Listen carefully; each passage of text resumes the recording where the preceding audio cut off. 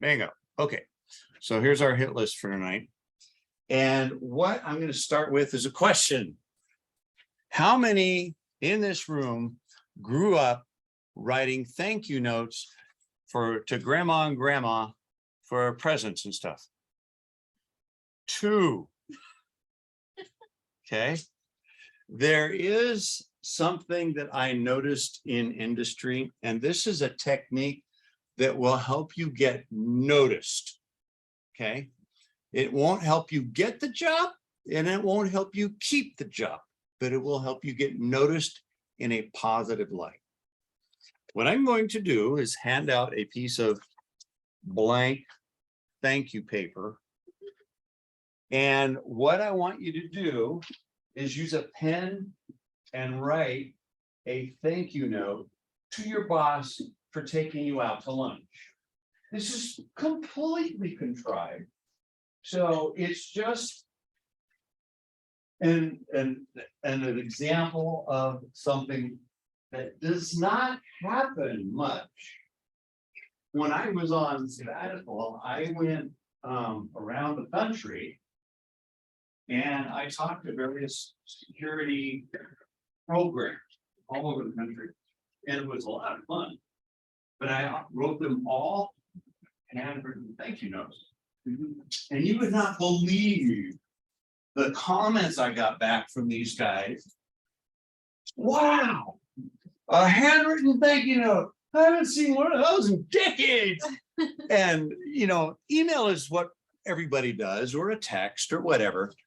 But there's something to a handwritten note that has much more power to it than just a quick email that you did in a half a second. So take a few minutes, and you guys online, you can, here's the thing. This is something I just kind of collect in the classroom, and then I'll explain at the end of it. So we'll go, 5-10 minutes. Shouldn't take you too long to write a thank you note. Okay. And you can make up your boss's name and say, thanks for lunch. Had a great time. Whatever you want to say.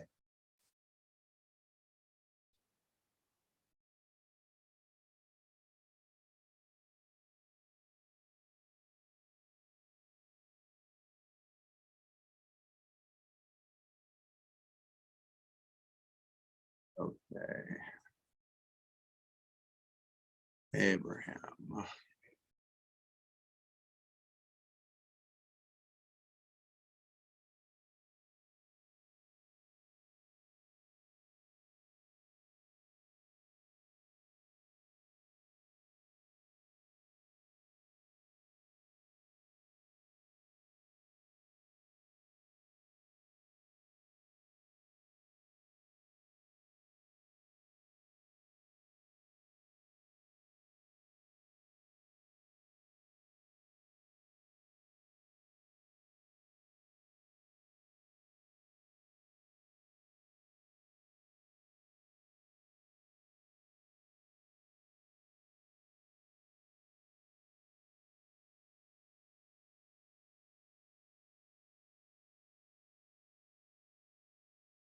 We're writing a thank you note for our boss saying, thank you for taking me out to lunch.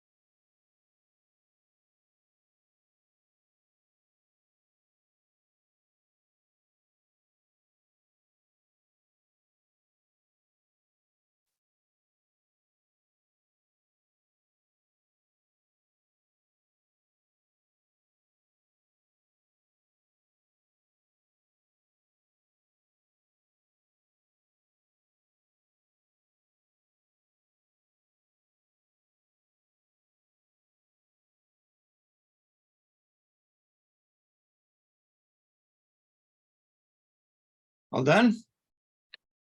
Really close to done? Yeah, you don't need to use Chat GPT for this. Although if you guys have not played with it, I recommend playing with it. You play with it. I've been using it to compare Rust and C.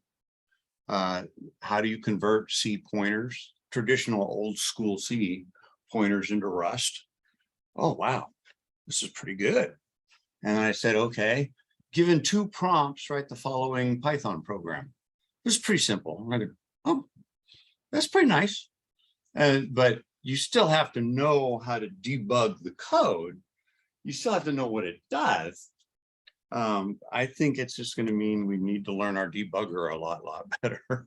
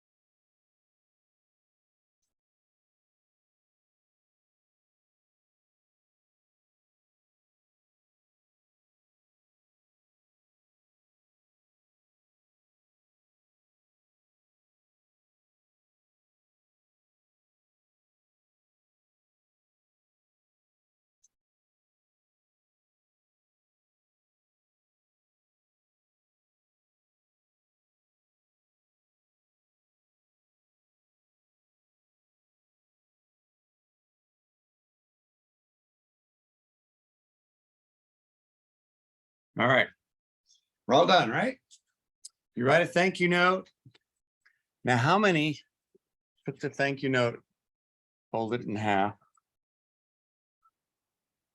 and lift it up and write on the bottom half? That's how thank you notes are done. Now, I printed it out like this just to see how many people would fold it in half. And it's one of those things. This is one of those spark plug stories. You don't have the opportunity. It doesn't mean you're ignorant. It just means you don't have the opportunity. But trust me on this, a handwritten note can make all the difference in the world. When I was first hired here, I didn't know what an evaluation was. I had no idea what it was. In business, when you are being evaluated and put on an improvement plan, you better update your resume because you are on your way out the door. So I'm academia. I was terrified of this evaluation process. Well, I went through it, it was fine. But the dean wrote me a note saying you did fine. I still have that note. Okay. So there's something about an emotional connection. There's something that you've taken the time to think about it and you saying something. Okay. Now, in the big scheme of things, how often are you going to need this? Not very often. But it's one of those things to put in your coffer of tips and tricks, especially when you're dealing with the boss's administrative assistant. Okay. If you want to get something out of your boss, it's almost always wise to learn what makes the assistant tick. Okay. What are they into? Their kids. What are their names? What are the hobbies of the kids? Chit chat, shoot the breeze, make a human connection. Business, they say it's not personal, it's just business. Business is personal. You do business with people you trust. And that's just kind of what the good old boy club is about. Okay. So that's the thank you note. Okay. It's just something to remember. And it will pay long-term dividends. Okay. This next one, the 3 pitch, is something that I can honestly say I really wish I knew earlier in my career. And in essence, I don't know if I have slides on this or not. I usually bring in a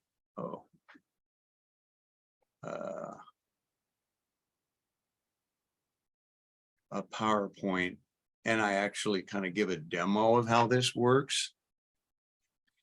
But for right now, let me do this. Do a quick look for it here. And because what I'm doing is that this series of slides that I put together is actually something I did in business. I actually did this. Oh, I do have it. Good. All right. And what this is a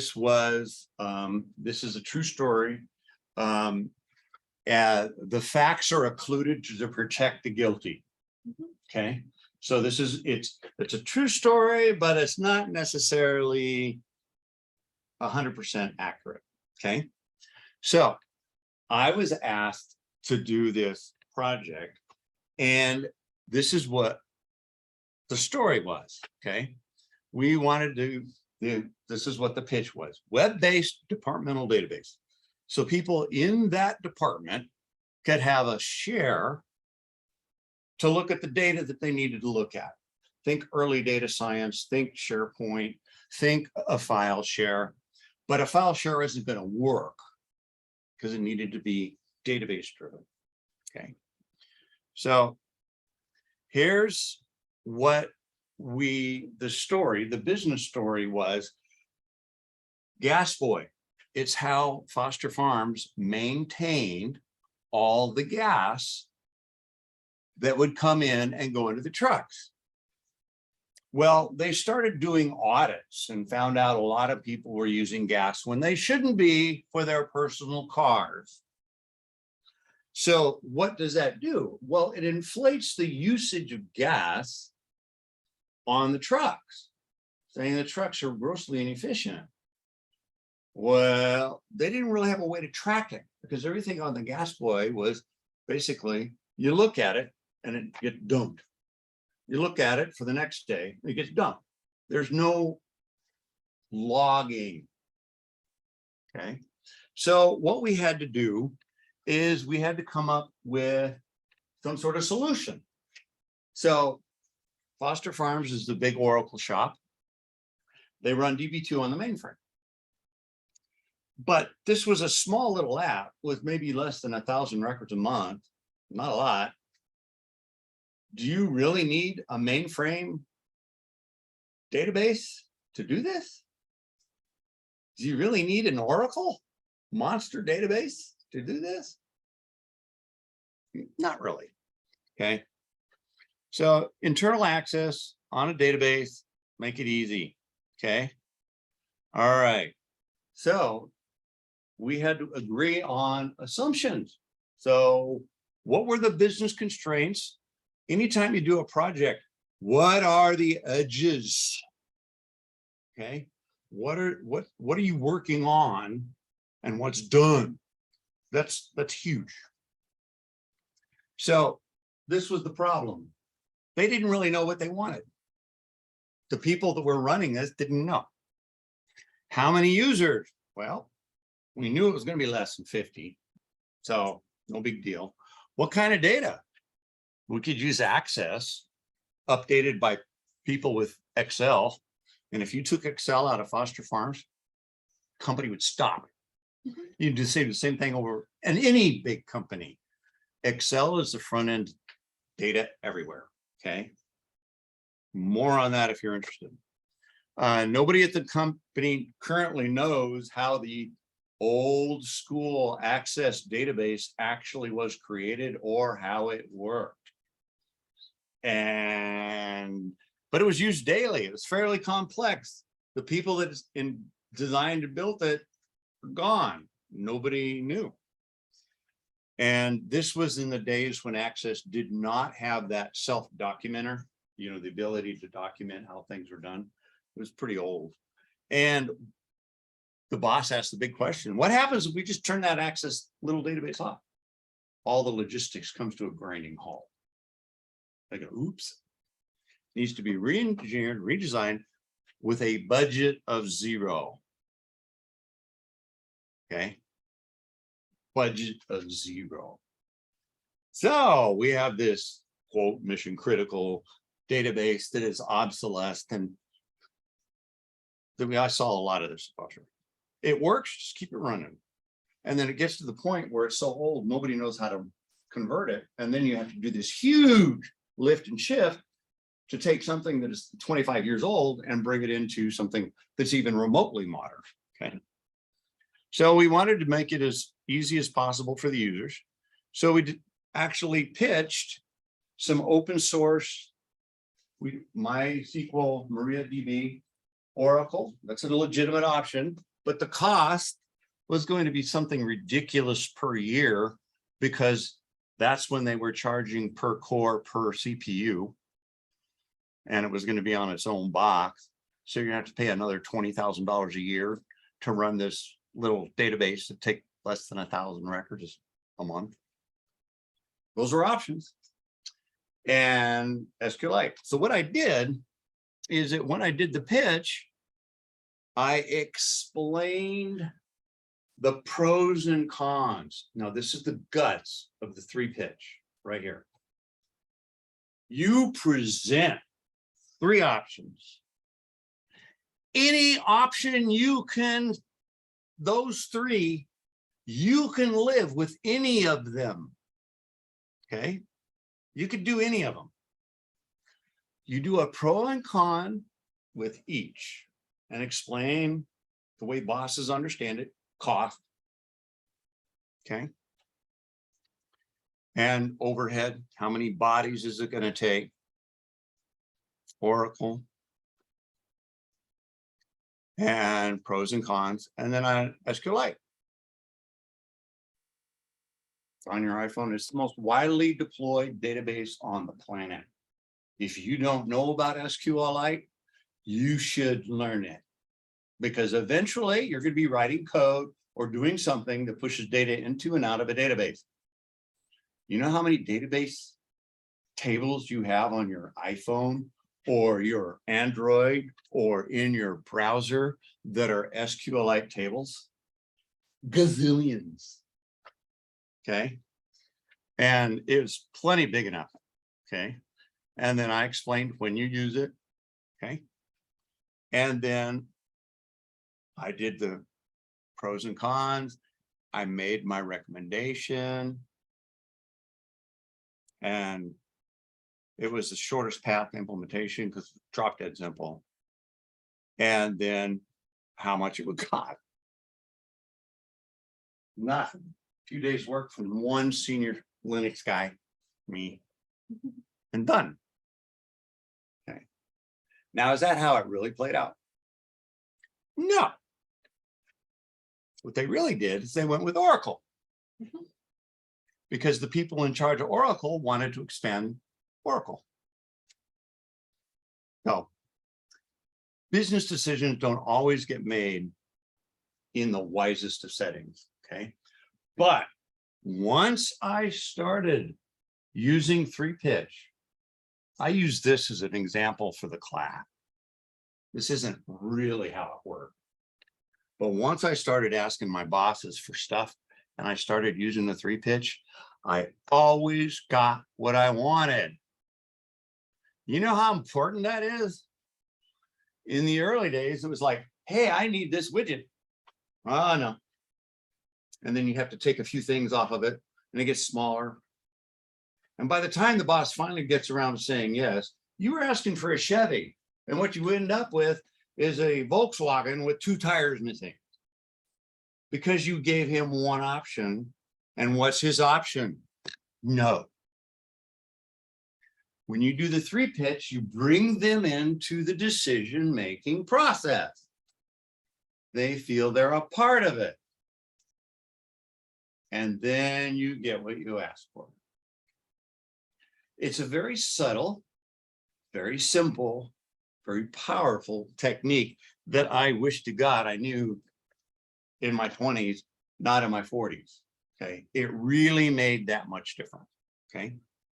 So the 3-pitch is a legitimate business thing that you can keep in your hat, comes in very handy. Also helps you with your own stuff, trying to keep things there. Okay. Now, this next buzzword is business value. Now, business value takes on this kind of appropriately vague idea, depending on management, depending on the culture, depending on whatever. But in my past, this is what they would say. Are you contributing to business value?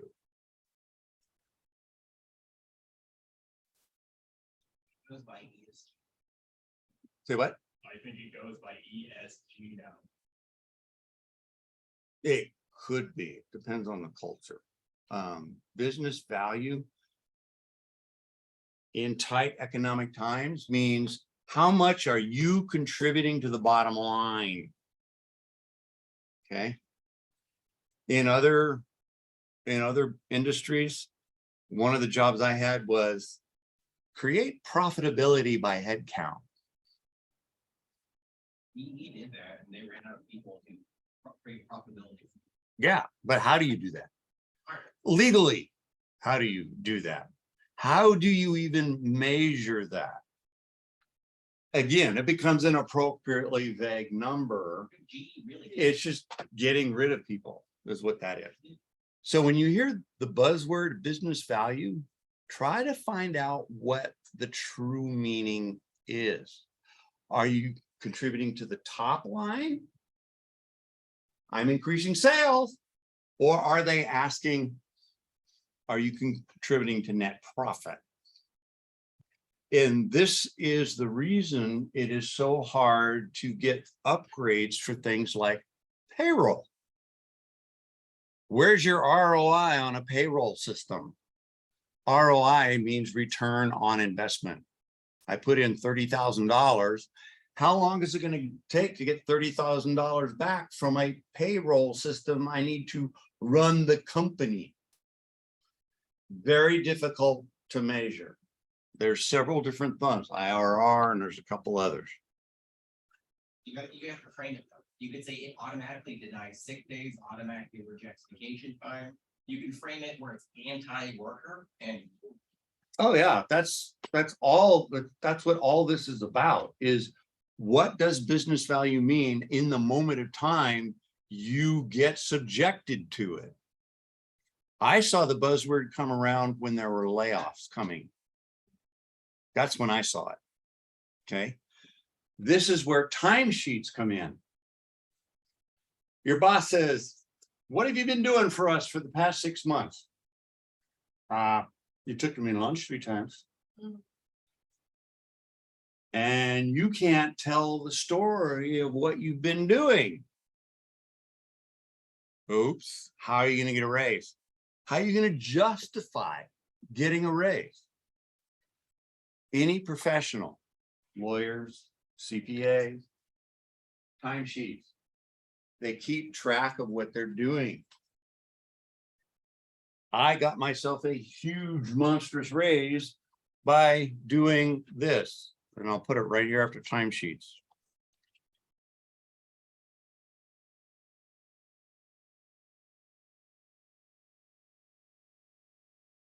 Cat minus $, temp. It made a huge difference. And I used it at 2 companies because it was so dang effective. And what is that? The cat, I thought cat reads whatever file that I thought that meant. $, is that a variable? Not reading this. This is a Linux tool. Yeah. It's Linux. This is standard redirection. what happened was the particular systems all throughout Tab Products where I worked and all throughout Foster Farms, they'd print things out, take it over to the PC and type it into Excel. Everywhere I went, all I did was intercept the spool print, redirect it to a temp file, and had it email to the users. Because I set up the email system for internal use. You know how much time that saved? They could get the report, paste it into Excel. Made me look like a god. But all it was that was the guts. It was a little, maybe 20 lines longer, but that was the guts of it. So how did I know that this was a deal? MBWA, management by wandering around. I went around and I just sat with people and I saw what they did. Well, that sucks. I can help that. And there's another, ooh, your job can be automated with a few Excel macros. So, you can help optimize things, but you are going to end up putting people out of work when you optimize things for, the real reasons. I was watching a thing where the core developers for the Linux kernel, and they were explaining how basically they just count Git commits. So if you work at a company, they'll count how many Git commits you have, and that's your performance review. They don't care about the semantics or the value generated. If I have 10 Git commits, but they're all documentation, and you have 2, but there's something useful, guess who gets to keep? Yeah, it's the buck stops here. And if the boss wants to get rid of you, trust me, he'll get rid of you. If there's an employee that's toxic, or if there's an employee that is causing some problems, they will build a case for months. And then they will come in on Friday afternoon and says, we're giving you the opportunity to resign with a severance, or we will fire and you'll get nothing. So people are set free to pursue other opportunities. So, and you do want to be in HR's, you want to be friendly to HR because they're the ones that do all this stuff. When my girls were in college, they said, what do you think of human resources? Oh, don't go into human resources. You guys are too honest. Because HR is to protect the company, not the employee. Okay.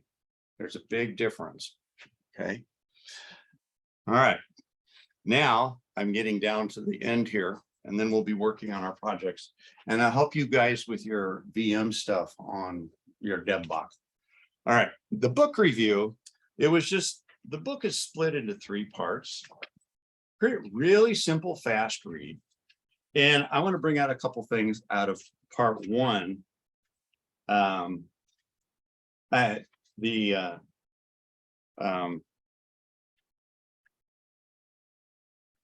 The part I like, this one here, it says, therefore we should see every piece of malfunctioning hardware, bug, angry customer as an opportunity, because if everything worked, we'd be out of a job. So don't get frustrated with the crisis, tyranny of the urgent. Oh my God, Chicken Little and the sky is falling. I can't print my invoices. Take a breath and help them walk through the problem and fix it. Okay. Help them relax. On that note, I want to teach you all something that works. How many are breathing through their nose right now? Okay. How many are breathing through your mouth? When you breathe through your mouth, you're only using the top 2 loads of your lungs. That puts you in a state of fight or flight, aka sympathetic. You breathe through your nose, you breathe slower and deeper into the lungs, and you fill the bottom 3 lobes. That triggers the parasympathetic, which relaxes you. So if you're feeling stressed, simply count 4 on the way in, and like you're blowing out a candle, 8 on the way out. It will work. Okay. And I've had to tell people that, okay, let's breathe, because they're just so freaked out right now. You know, when the printer doesn't work, nobody's going to die. But saying something like that is not going to help them relax. But you can say, I can see you're stressed. Let's take a couple deep breaths together. Plays well. Okay. All right. So that's part of book 4. I wanted to make sure I covered that. That breathing is a big deal. Okay.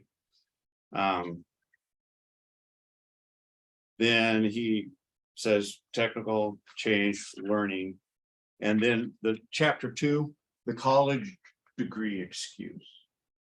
And the story I've seen, I've saw this story so many times when at both Tab Products and Foster's, I would never see the resumes of experienced people.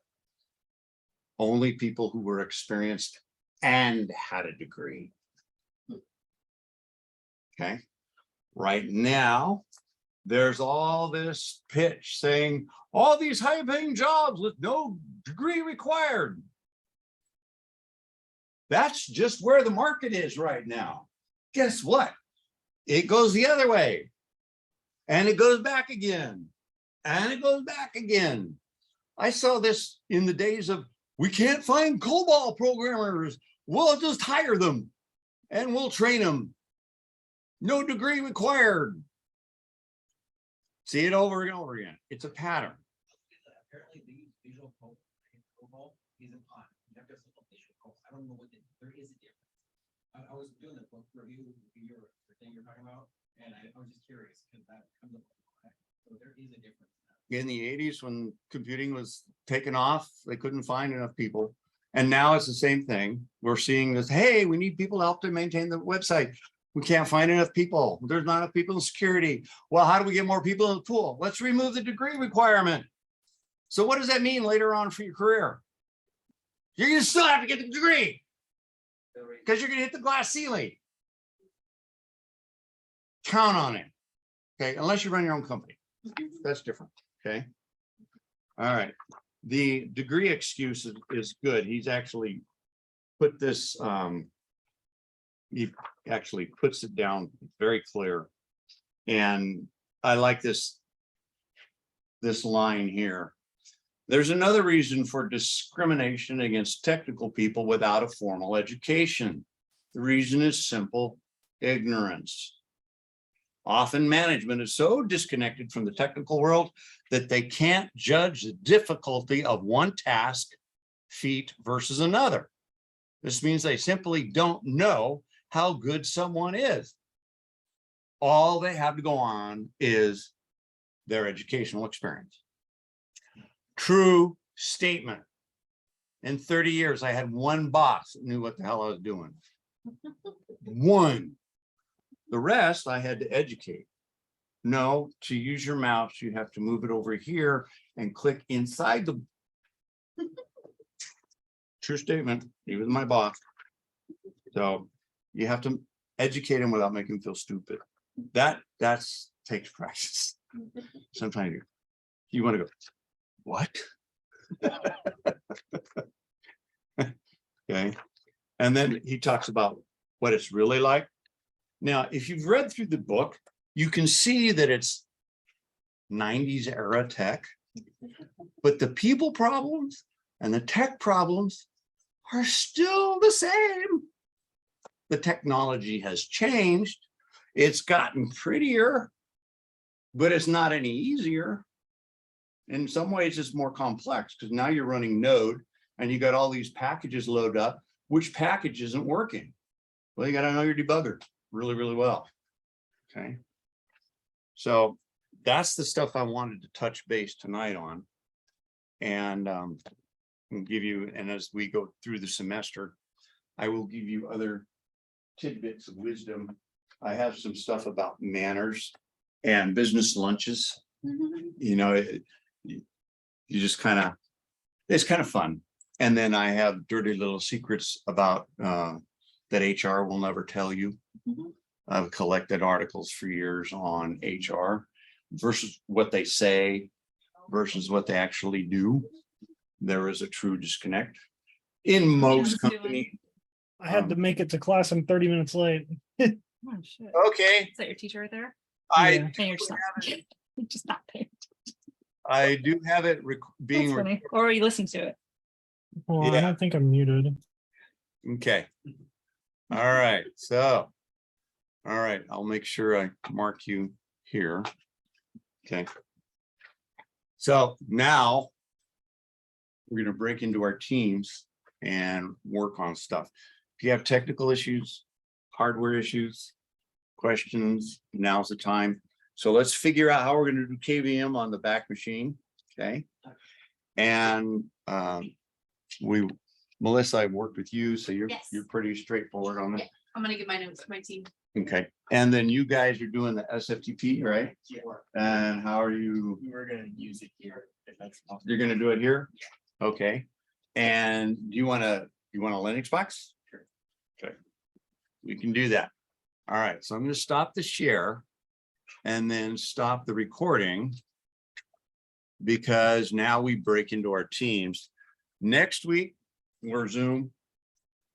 So next 3 weeks are Zoom. And then we'll go from there. Okay. All right, so I'm gonna stop this.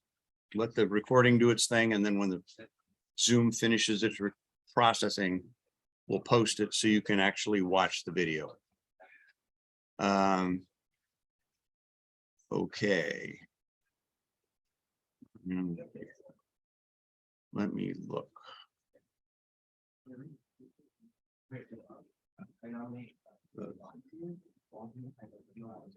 All right, so can't end that quite yet. So I'm gonna turn off my video and I will stop the recording.